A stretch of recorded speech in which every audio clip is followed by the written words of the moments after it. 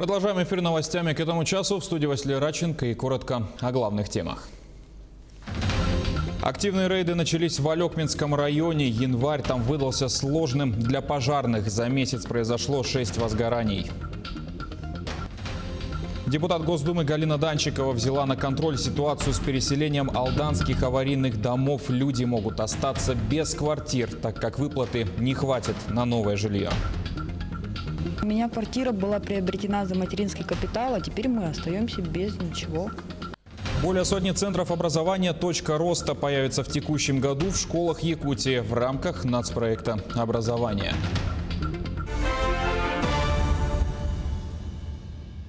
Сегодня утром в Центр управления в кризисных ситуациях МЧС России поступила информация о пожаре в 4-квартирном жилом доме в поселке Батага Верхоянского района.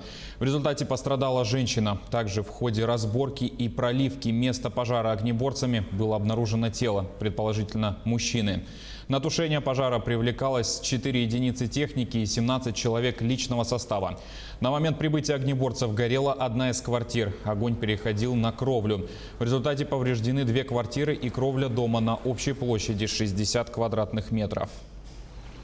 Январь выдался сложным для пожарных Алекминска. За месяц произошло 6 возгораний, что больше, чем за аналогичный период прошлого года. Сюжет Елены Фаст. Один из обыденных дней. Противопожарная служба города Алекминска проводит очередной профилактический рейд совместно с заинтересованными службами. Несколько адресов. Здравствуйте. Пожарная охрана, квартирочка класс. За каждым адресом чья-то семья и жизнь. Кто-то встречает равнодушно, кто-то не соглашается впустить в дом, а между тем статистика по району более чем напряженная. За истекший период 2021 года зарегистрировано 6 пожаров. А аналогичный период прошлого года составлял 2 пожара всего. Если забрать, маленько отступить назад, то вот это количество рост пожаров из-за аномально сильных температур очень возрос. Допустим, вот в декабре месяце у нас было зарегистрировано 11 пожаров.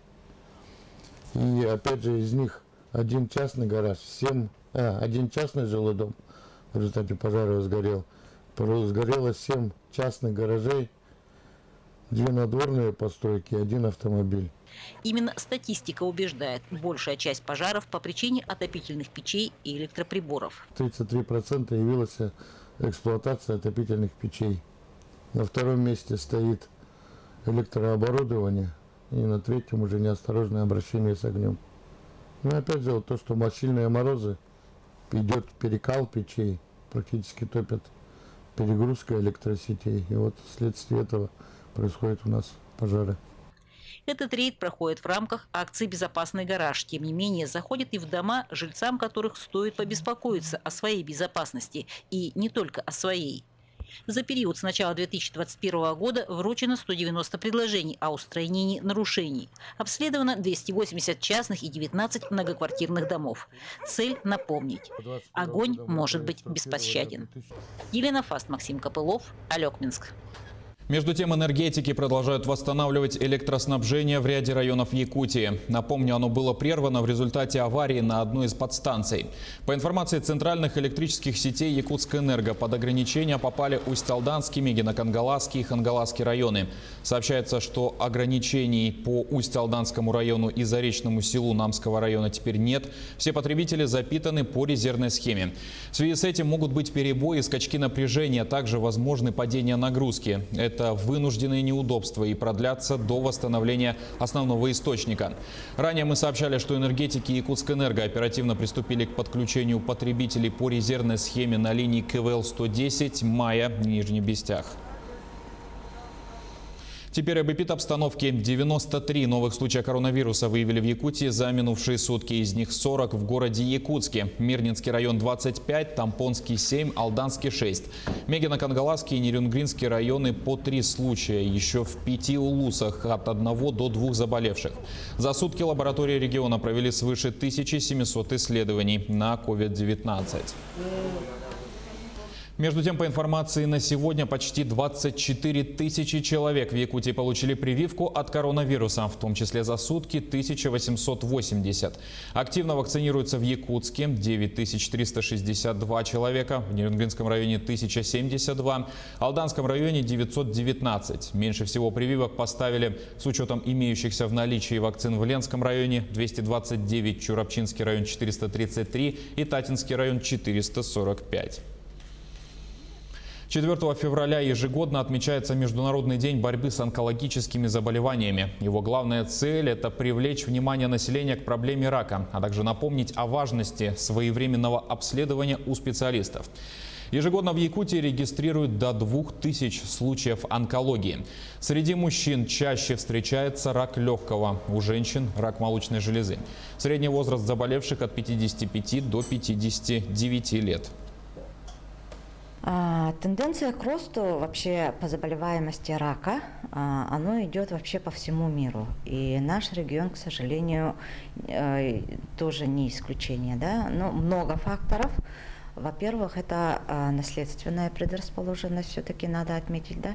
Окружающая наша среда, да? Надо, наверное, так сказать. Климат, значит, стресс, питание, много факторов. Вопрос переселения из аварийных домов жителей Алданского района и главы поселения обсудили с депутатом Государственной Думы Галиной Данчиковой по видеоконференц-связи. В результате вступившей в силу поправки в закон жильцы аварийных домов могут остаться в прямом смысле этого слова на улице.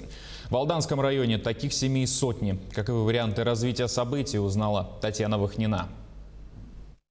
Квартирный вопрос для жительницы города Томот Веры Дементьевой не просто наболевший. Она с 2 детьми может остаться на улице. Их дом признан аварийным. Полагающейся от государства компенсации не хватит на то, чтобы приобрести жилищные метры.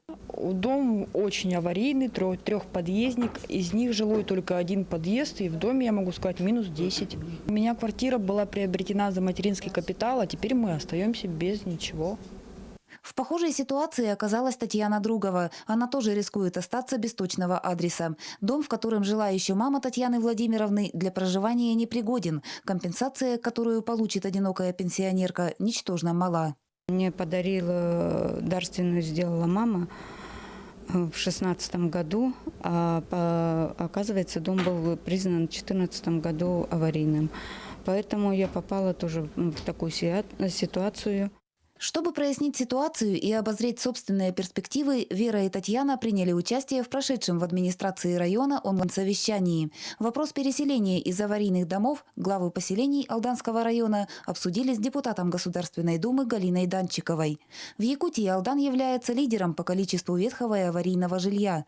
Реалии таковы, что новоселье по программе переселения отметят не все. Учитывая, что это жилье не было исключено из оборота, свободно продавалось и покупалось, и имело на тот период невысокую цену, это затронуло самые незащищенные слои населения. И у нас в районе 484 семьи попало в такую ситуацию. В ходе онлайн-конференции главы поселений Алданского района привели данные о количестве аварийных домов и проживающих в них семьях. После онлайн-совещания нам удалось связаться с Галиной Иннокентьевной. Вот что она сообщила по телефону. Достигнуты договоренности с заместителем министра строительства Российской Федерации о встрече и обсуждении предложений, которые выработаны были сегодня на совещании с участием глав муниципальных образований и министра строительства Республики Саха-Якутия.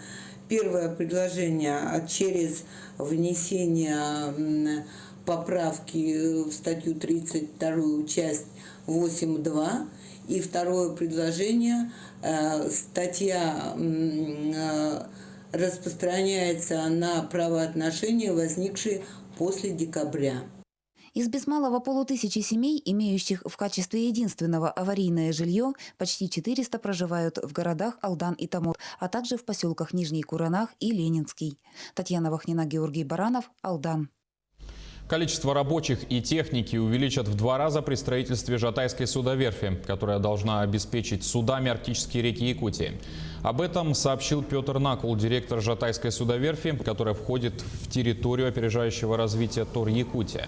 Вместе с подрядчиком надстроены в весенне-летний период настроены усилить работы по всем направлениям в 2 раза, около 300 человек и более 20 единиц техники, говорится в сообщении. По его словам, пандемия повлияла на ход строительства судоверфи, особенно когда были введены жесткие ограничения для работников из других регионов. Более сотни центров образования «Точка роста» появится в текущем году в школах республики в рамках нацпроекта образования. Об этом сообщили в региональном Минобрнауки. В минувшем году открыли 42 таких центра. Задача «Точек роста» – повысить охват учеников, обучающихся в сельской местности и малых городах. Во всех учреждениях проведут косметический ремонт, предусмотрят получение дополнительного профессионального образования для сотрудников центров, закупят оборудование и мебель. Юные исследователи Усть-Алданского района приехали в Москву на финал всероссийского конкурса научных работ имени Менделеева. Детям и их родителям организовали встречу в постоянном представительстве Якутии. Всего в столицу приехали 5 учеников 8 класса Лигойской средней общеобразовательной школы. С 5 по 7 февраля им предстоит отстоять честь республики и защитить свои научные исследовательские работы. Темы у ребят серьезные и самые разные, от медицины до лингвистики. Проекты школьников подкреплены и практикой. Они даже создали свои авторские настольные игры и провели апробацию в Усть-Алданском районе. Финалисты отмечают, что отборочный этап конкурса проходил заочно в Якутии. Ну а о результатах якутян в Москве мы узнаем уже в это воскресенье. Наша первая настольная игра – это книжка-раскраска Полонхо Марии Павловой «Эрентигей Бохатыру на Чоранчиком». Вторая наша настольная игра – это сонор Полонхо Хапталджин Батыр. Третья настольная игра тоже Полонхо Хапталджин Батыр Семена Ильича Черноградского. Я в первый раз в Москве. Надеюсь, хорошо защитим нашу республику, нашу школу и наш улус. На этом пока все. Не забывайте носить маски, дезинфицировать руки и держать социальную дистанцию. Спасибо за внимание. До свидания.